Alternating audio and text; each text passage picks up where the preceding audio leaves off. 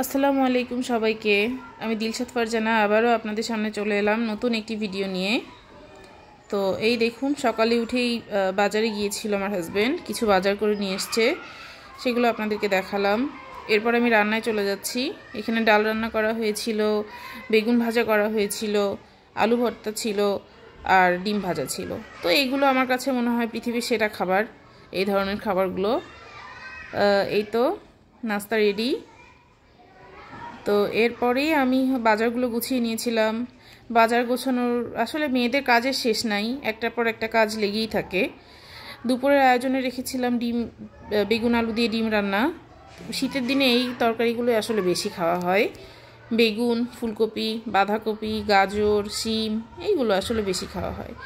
তো বেগুন দিয়ে ডিম রান্নার জন্য আমি ডিমগুলোকে হালকা করে আগে ভেজে নিয়েছি। সরাসরি ডিম দিলে আসলে কেমন যেন ফ্যাকাশে ফ্যাকাশে লাগে আমার কাছে, খেতেও একটু কেমন লাগে, এই জন্য আমি ভেজে নিই। সবাই ভেজে নেয়, তাও আমি একটু বললাম আর কি।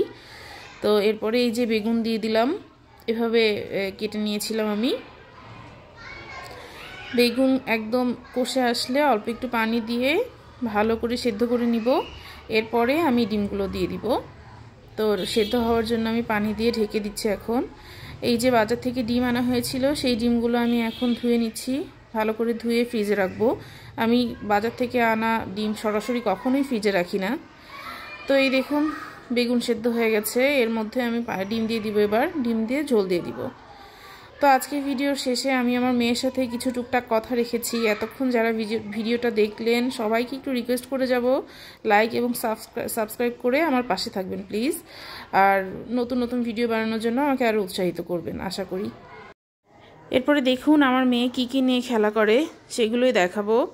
তো যতটা না ভালো জিনিস নিয়ে খেলে, কাগজ, নোংরা এইগুলো নিয়ে খেলতে, মাটি, ফুলের টবের মাটি, এগুলো নিয়ে খেলতে সে বেশি পছন্দ করে। আজকের মতো বিদায় নিচ্ছি আমি। ধন্যবাদ সবাইকে। এই তুমি কি করছো? কি খেলা করছো?